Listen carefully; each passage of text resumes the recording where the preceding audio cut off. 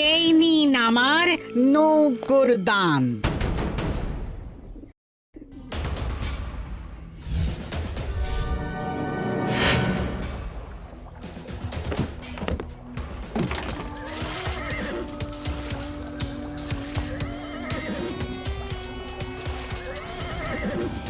এবার আর তোমার রাজাকে বাঁচাতে পারবে না।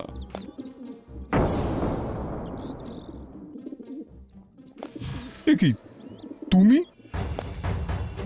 এইবার হবে মহারাজ খতম।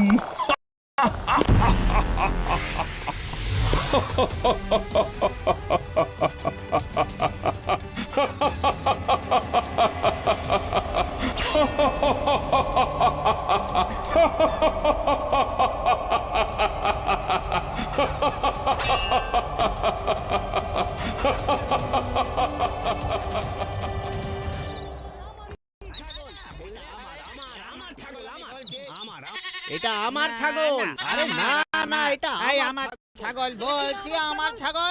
এটা আমার আমার আমার ছাগল। তোর হয় কি করে রে? এটা আমার ছাগল। হ্যাঁ বললে হবে না, আমার ছাগল আমি বলছি। কি হচ্ছে? আমার ছাগল, আপনারা বিশ্বাস করুন। আরে আমার আমার আমার এ তো আচ্ছা মুশকিল। হ্যাঁ, একমাত্র একজনই পারবে এই সমস্যার সমাধান করতে। গোপাল। গোপাল, রাজসভা চলছে আর তুমি ঘুমোচ্ছ? না মানে ওই চোখ বন্ধ করে মনসংযোগ করছিলাম মহারাজ। এবার তুমি উদ্ধার করো তাহলে, কে সত্যি বলছে আর কে মিথ্যে। সঠিক লোককেই সঠিক কাজ দিয়েছেন মহারাজ। একজন মিথ্যাবাদী ঠিক আর একজন মিথ্যাবাদীকে চিনবে। এ তো খুব সহজ কাজ মহারাজ। ওই ছাগলটাকে জিজ্ঞেস করলেই তো বলে দেবে তার আসল মালিককে। আর ছাগলের ভাষা তো আমাদের মধ্যে সবচাইতে ভালো বোঝে।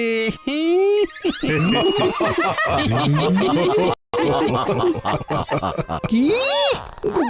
গোপাল আমাকে অপমান করলো মহারাজ, আপনি এর বিচার করুন। তা শুরুটা কে করেছে শুনি? আগে এদের বিচার করি, তারপর তোমাদেরটা দেখব। যত সব। সমাধান পেয়ে গেছি মহারাজ। ওই ছাগলটাকে ঠিক মাঝ বরাবর দুভাগে কেটে কানাইয়ার বলাইকে দিয়ে দিন, ব্যাস তাহলেই ঝামেলা শেষ। সে কি অকারণে পশু হত্যা? না না না না না না না না। এবার কি বিনা যুদ্ধে হবে রক্তপাত?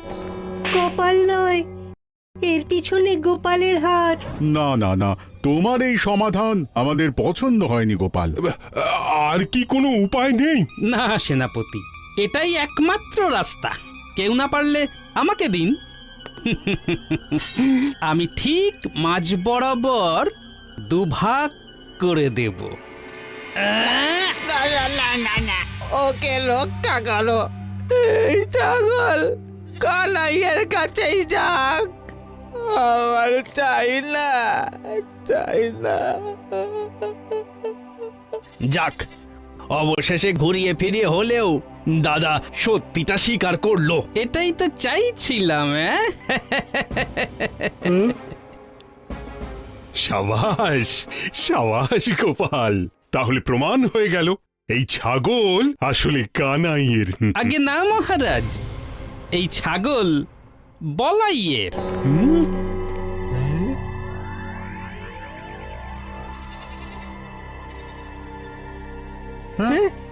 গোপাল বলে কি? গোপালের মাথায় নিশ্চয়ই বায়ু চড়েছে। একটু ডাবের জল খাবে গোপাল? সে আপনি খাওয়াতে চাইলে খাওয়াবেন, কিন্তু সত্যিটা হলো ওই বেটা কানাই হলো ঠগ। কিভাবে বুঝলে? এই ছাগল ওর নিজের হলে দুভাগ করার কথা শুনে লাফিয়ে উঠত, ঠিক যেমন বলাই করেছিল। নিজের পোষ্যের উপর এটুকু মায়া তো সকলেরই থাকে মহারাজ।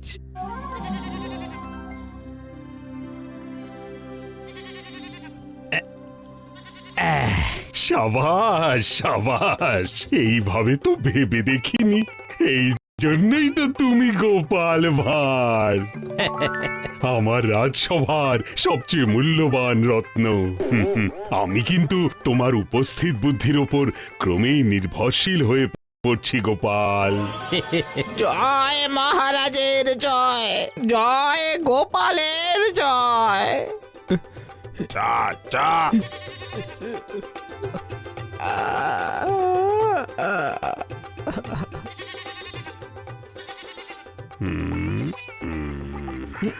মহারাজ, আপনাকে চিন্তিত দেখাচ্ছে, কিন্তু সব সমাধান তো হয়েই গেল। না না, একটা সমাধান এখনো বাকি। তা সমস্যাটা যদি একটু খুলে বলেন। সমস্যাটা হলে তুমি। আমি?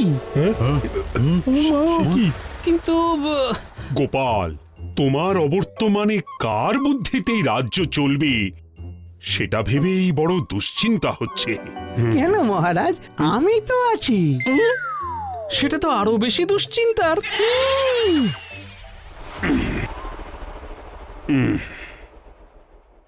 আমার গোপালের মতন আরো একজন পরামর্শদাতা চাই। গোপালের অবর্তমানে যার উপস্থিত বুদ্ধির ওপর আমি চোখ বন্ধ করে ভরসা করতে পারবো। কে হবে এই রাজসভার দ্বিতীয় পরামর্শদাতা সেটা আমি ঠিক করব আগামীকাল।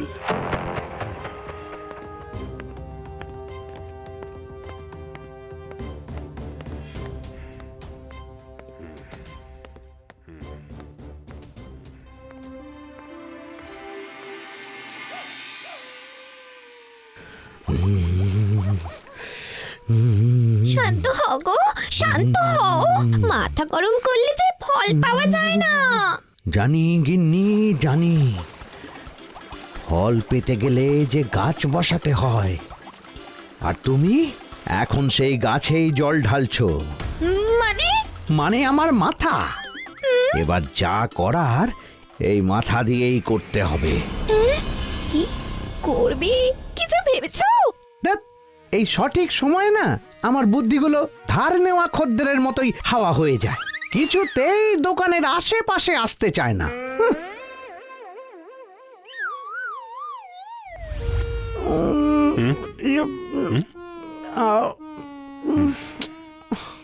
কি হলো মন্ত্রী, বলো। দ্বিতীয় পরামর্শদাতার মধ্যে কোন তিনটি গুণ থাকা আবশ্যক? মানে তাকে সত্যবাদী হতে হবে, আর সৎ হতে হবে, আর আর মুখে আঙুল দিয়ে চুপ করে দাঁড়িয়ে থাকতে হবে। তোমাকে বললাম মন্ত্রী, চুপটি করে দাঁড়াও, তোমার দ্বারা হবে না।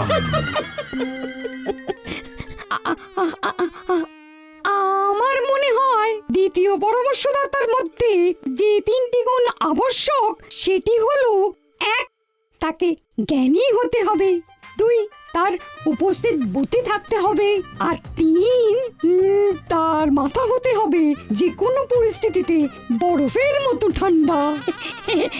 আমার মনে হয় এই তিনটে গুণই আমার মধ্যে বিদ্যমান মহারাজ। অসাধারণ, আমি এমন একজনকে খুঁজছিলাম। কি গোপাল, রাজসভার দ্বিতীয় পরামর্শদাতা হিসেবে পণ্ডিতকে কেমন মানাবে? ইলিশের সঙ্গে সর্ষে বাটা যেমন মানায় মহারাজ, একেবারে অতুলনীয়।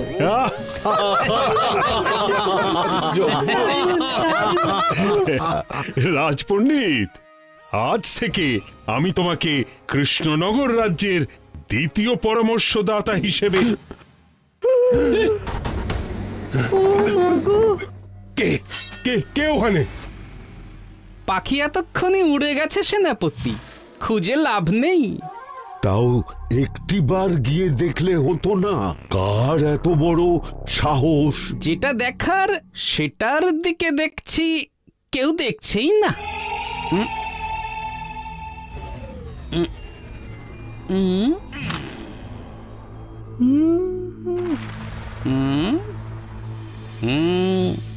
ঠিক ধরেছি। এই নিন মহারাজ, আপনার প্রিয় পাত্র আপনাকে চিঠি লিখেছে। কি, এ তো নবাব বাহাদুরের চিঠি। উনি কৃষ্ণনগর আক্রমণ করতে চলেছেন।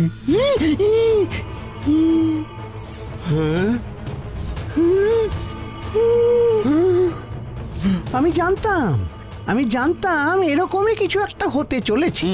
কদিন ধরেই আমার মনটা কেমন কু ডাকছিল।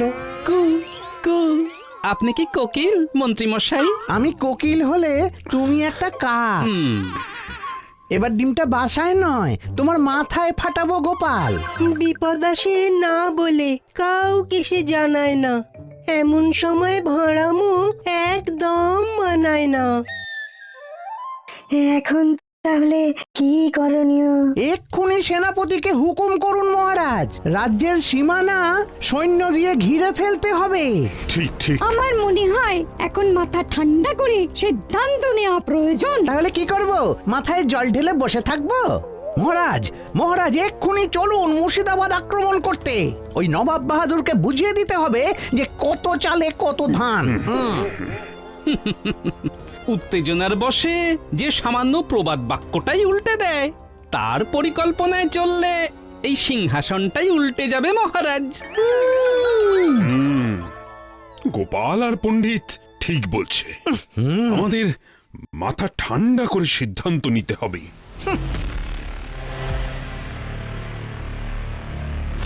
সবার প্রথমে আমাদের নিশ্চিত করতে হবে যাতে অতর্কিত আক্রমণের ফলে রাজ্যের সাধারণ মানুষের কোনো ক্ষতি না হয়।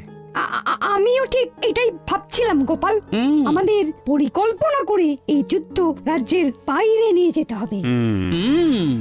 আর এমন ভাবে নিয়ে যেতে হবে যাতে নবাব বাহাদুরের কোনো সন্দেহ না হয়। ঠিক, আসল যুদ্ধের আগে আমাদের স্নায়ু যুদ্ধে জিততে হবে। নবাবের আত্মবিশ্বাসে আঘাত। ঠিক, একমাত্র একটি রাস্তাই বাকি আছে পণ্ডিত মশাই। মহারাজ, এবার আমি যেমন যেমন বলবো ঠিক তেমন ভাবে একটি পত্র লিখে পাঠিয়ে দিন নবাব বাহাদুরের কাছে। তারপর অপেক্ষা নবাব বাহাদুরের পাল্টা চিঠির। আমি বরং ততক্ষণ ওই বাড়ি গিয়ে পান্তা খেয়ে একটু আরামের ঘুম ঘুমিয়ে নিই। উহ বাবা, বাইরে যা গরম! বাবারে বাবা, বাবা।